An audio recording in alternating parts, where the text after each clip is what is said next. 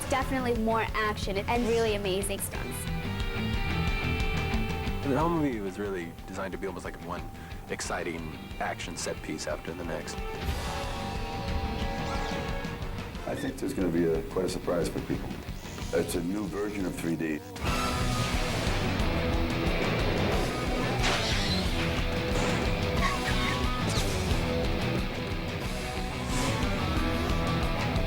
In his latest film, director Robert Rodriguez revolutionizes the way films are made, taking the audience on an adventure into a whole new dimension. The third dimension in Spy Kids 3D Game Over. In the next half hour, we'll uncover the groundbreaking technology that transports the audience right in the middle of the action and take a look at the history of 3D films. We'll go behind the scenes with the cast and crew and get a look at what it takes to create the video game world of Spy Kids 3D Game Over.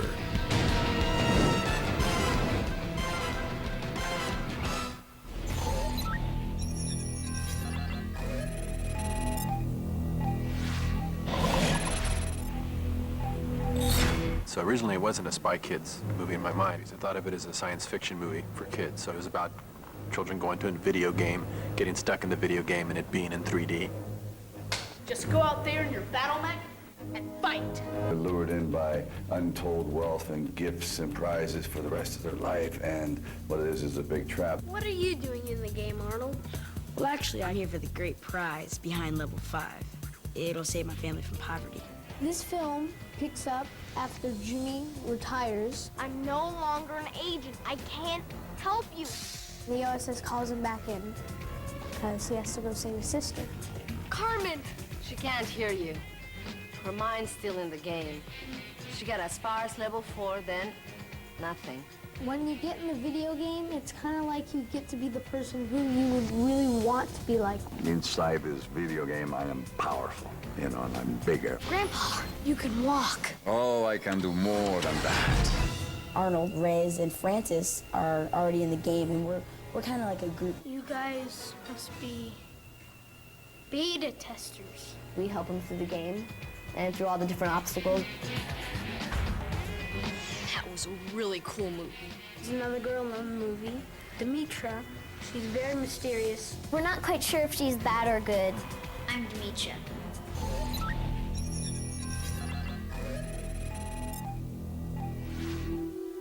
Since its invention in 1838, stereoscopy has been used to create the illusion of a third dimension. It is believed the first 3D film is the French film The Train Leaving the Station, filmed in 1903 by the Lumiere brothers. Audiences panicked because they thought the train was about to crash right into them. The technology evolved over the years, leading to a 3D boom in the 1950s. The first real features in this country were in the early 50s with Wanted Devil, which kind of started the 3D craze in the early 50s. It premiered in, I believe, October or November of 1952 and played quite a long time. And of course, the minute the studio saw that it was making money, they all started ramping up to make their own 3D movies. I mean, it was a big deal. People had never seen it before. Well, there were some minor pictures like Man in the Dark, but the big pictures were things like House of Wax and Kiss Me Kate, which had a huge release. Over 300 prints, which was really big for those days. They mostly seemed to like the idea of throwing things at the audience. They had things like avalanches where the rocks would start falling down a hill, and so the camera would be at the bottom of it looking up, and so the rocks would go into the audience, that sort of thing. In fact, when they ran It Came from Outer Space originally, they had people throwing foam rocks into the audience. It's not a very good movie, ultimately, but it's in great 3D. I can tell you from its size and its appearance, this thing came from outer space.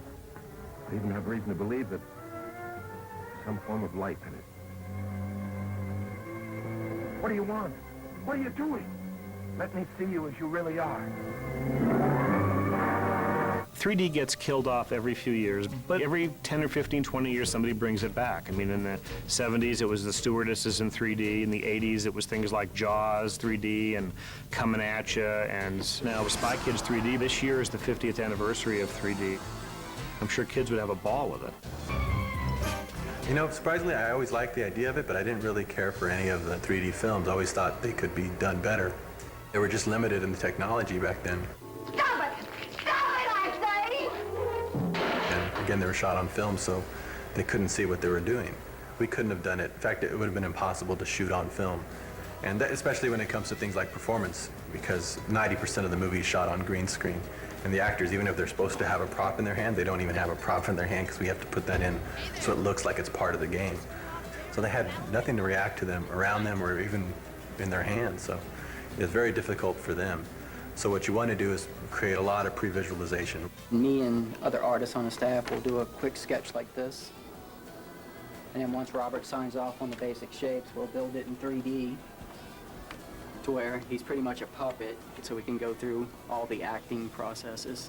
And then as he animates, we take it from storyboard all the way through to where he walks in, does his thing, and from there, it just constantly evolves. And also now with computer-generated images, they didn't have that back then. So unless the actor was holding something up against the camera or poking his finger in the lens, you didn't have a 3D moment.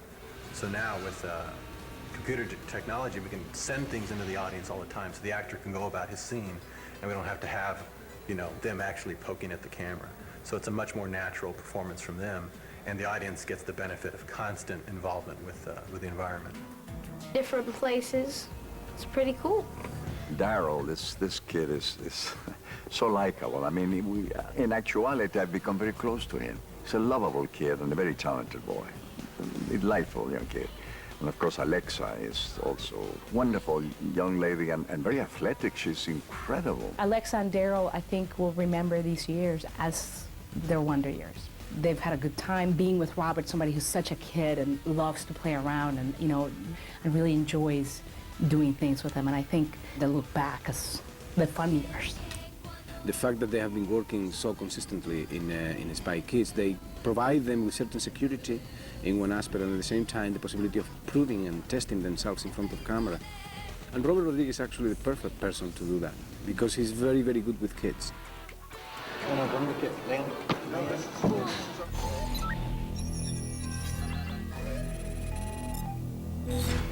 I always just thought of myself as a movie maker, because a director seems like a very specific job. I try to do multiple tasks on a movie to make it feel a lot more like when I was at home making home movies, where you do a lot of jobs yourself. Working with Robert Rodriguez, the director, is so cool. He explains everything. There's never anything I don't understand, and he's so fun. He's like a kid in a grown-up body. He's really cool. He like writes, produces, edits, directs, does the whole thing. There's nothing Robert can't do. I mean, Robert, first of all, Robert sees the picture in his mind as a finished product, and then he works backwards to see what he needs to do to create the effects that he's already seen in his mind. I usually try to keep a pretty small crew, and everyone does multiple tasks. It's more fun that way. It's more family atmosphere. It's one of those sets where you just feel really comfortable as soon as you arrive. I mean, everybody welcomes you with a sweet, warm smile, and it's such a family reunion.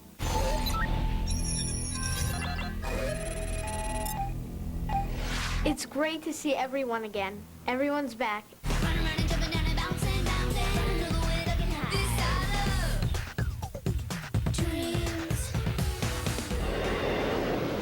And there are some new faces too. Salma Hayek plays the wife of Donegal Giggles. Her name is Francesca Giggles. I get Robert and he gets me, so I always feel very safe working with him. I've been in every movie Robert's done except for the Spy Kids. So he said he would save me for the last one. And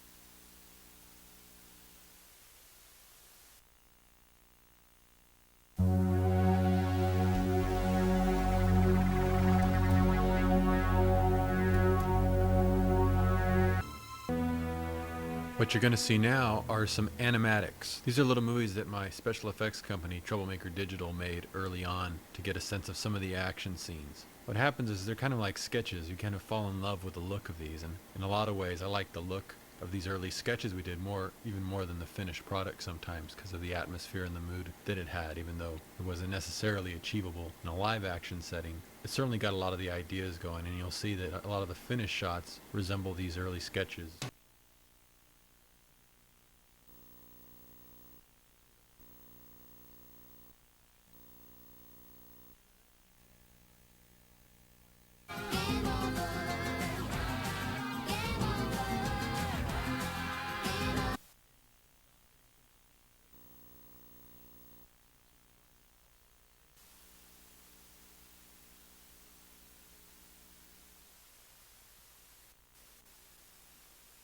Dinky wings!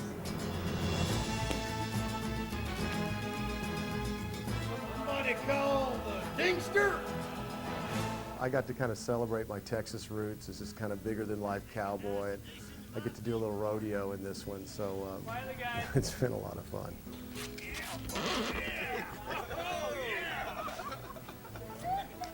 You okay there, partner? All right. Hope they're paying you some stunt pay for that.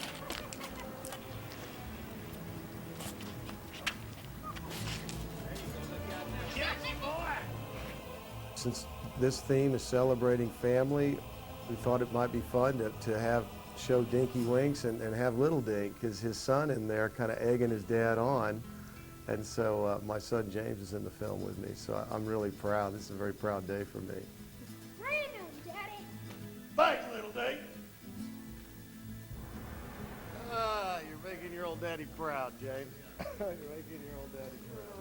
James Paxton, ladies and gentlemen. James Paxton. Brand Daddy. Thanks, Little Dink. Great stuff, old buddy.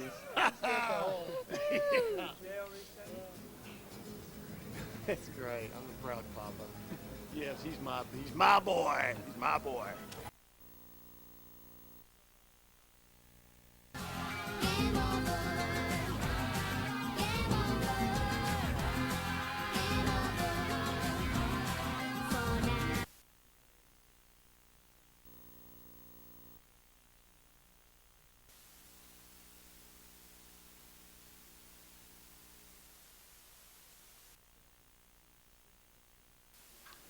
I'm going to have you do a little trick here. I'm going to play the track, and you can just sing that line over and over again. Okay, yeah, that's fine. That way you can just concentrate on the line without having to worry about it. The time has come, once and for all. Already messed up. You will fall. So game we play is gonna break us down. I'm like off beat. The game we play is gonna break us down. No one of us can wear the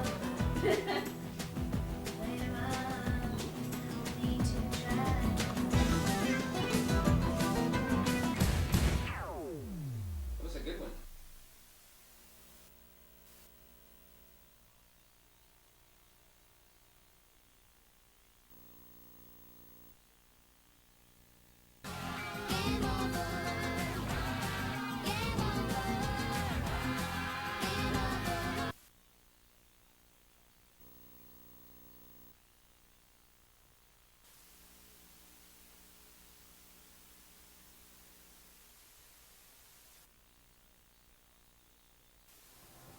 Hello, this is Robert Rodriguez, and I'm going to talk to you about the Dream Screen. Our green screen stage that we had in Austin, Texas wasn't very big, so we had to make do with the small space that we had. Even hard to imagine at first, but that's the same little girl. Just some of the fun you can have on making a movie. And the idea for the 3D came actually from some 3D tests we tried out just using some footage from Spy Kids 2. Just some 2D shots that we had of Junie walking around. We put him in some environments and tried it right on our computer. And we're amazed at how good the anaglyph looked on our little computer screen. So we went ahead and I shot some footage of my son and against green screen and composited him on some rough bicycles we did to see if it would work. That's usually how you start these things. I have a digital company put these tests together, and we were able to decide whether or not the movie was going to work based on these preliminary tests right there on our little computers. So that's how it starts sometimes. It's just an idea you have, you do a small test, and off those small tests we decided, let's go full ahead and make this movie. Figure out how to do it as we go. Well, you know what? Since we finished early, I'm going to go ahead and tag on this other little segment, how to make cool home movies. I'm going to show you a couple of my home movies that I made at home with my children. Sound effects is the main thing. You'd be surprised how far sound effects can take very mundane footage like my kid playing with his little toy train set just by adding sound effects that I got from a sound effects library CD that you can usually buy at record stores or order online.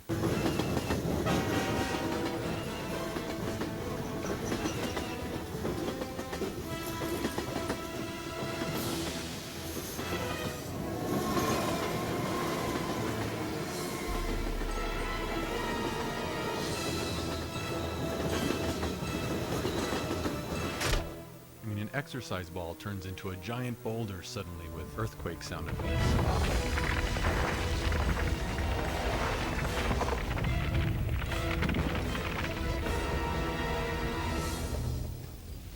You know, my kids play with these little toy cars all the time, and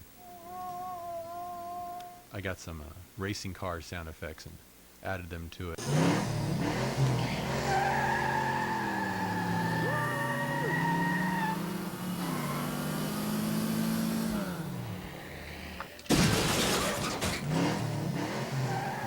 It springs to life.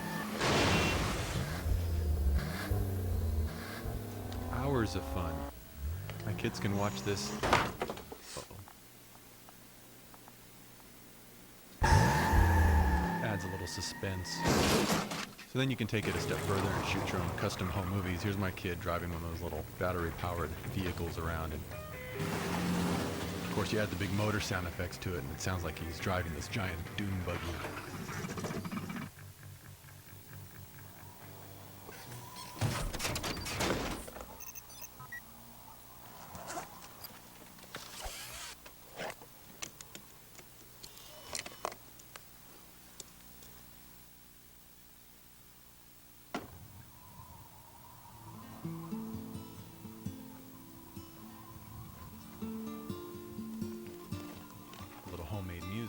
And of course a lot of M&Ms because he didn't want to be out there in the sun. He wanted to be inside playing video games. And here's something else you can do. Got a surprise for you. Helicopter car. Ready? Look at it. Helicopter blades coming out. Isn't that cool? I made that. Look, it's floating. Of course, this is moving far into the advanced section of the tutorial, but you know, something to look forward to. It's drowning. Then, of course, as time goes on, you get more savvy with computer technology. You can start messing around with some 3D software, some 3D characters in the background of your home movies. So don't knock that little off-the-shelf software, because a lot of times that's what we use even on the big movies, because it's so much easier to use and so much more intuitive than the higher price stuff. But back to simple sound effects. Never underestimate the power of a good sound effect, as in this little demonstration. See? Simple. Till next time, have fun and be creative.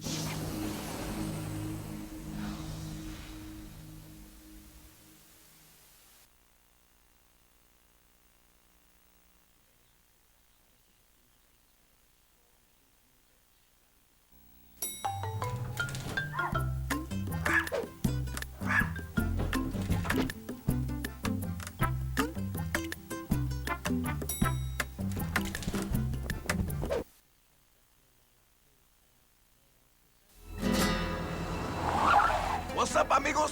Check it out. You get to do something others have only dreamt about. Hang with Papi for the day. Come on, we're wanted on the set. Vámonos!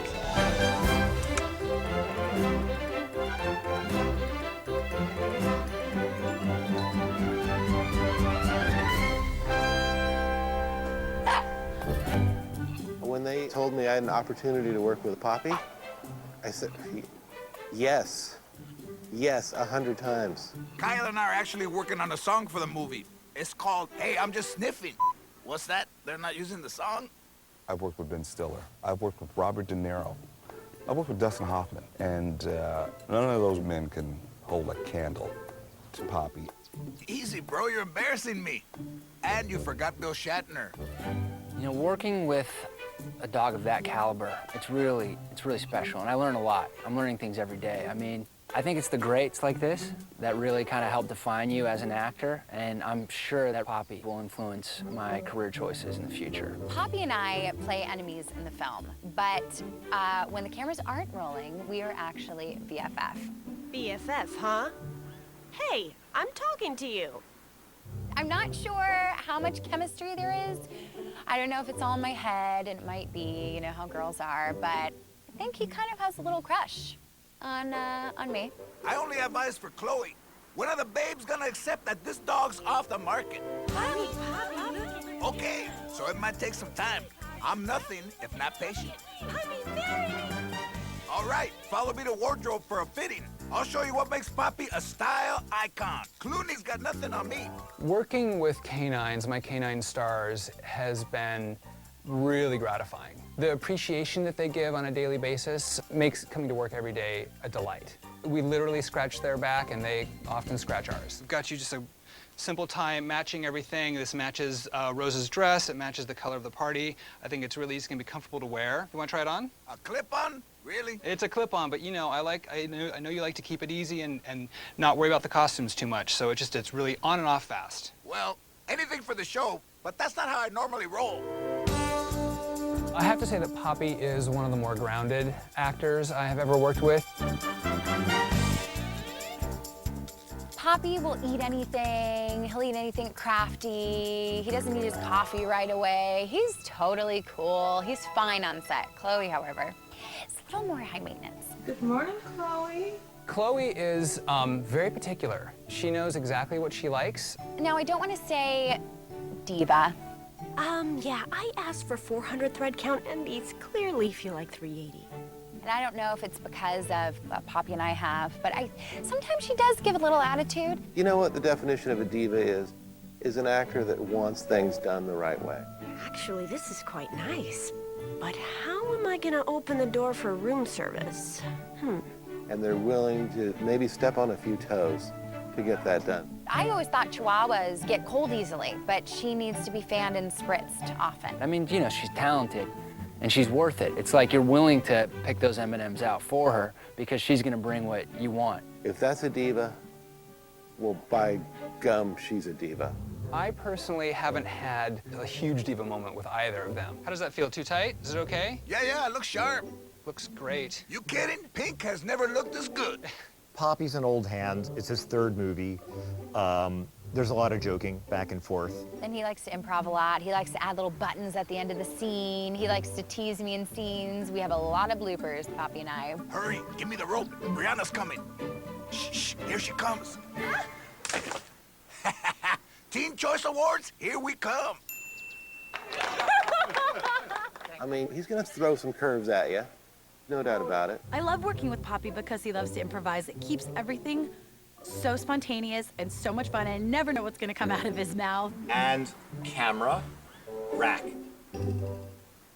And Papi out. Papi out? Who am I, Seacrest? There's also a lot of downtime on the set, and it's no secret how we dogs like to get down. All right, amigos. Andy up. Papi is just doing what Papi does, you know.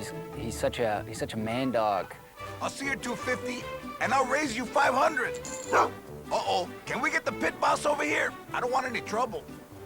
Like I always say, you gotta know when to hold him and when to call for backup. He's a free spirit, And we're living in his world. It's Poppy's world. Dogs are the best working actors. No question about it. I love that Poppy said dogs are the best working actors. Poppy! He must mean aside from humans. In my experience, dogs are the most instinctual actors of the animal kingdom. He's a genius, you know? I think he's like the Marlon Brando of our time.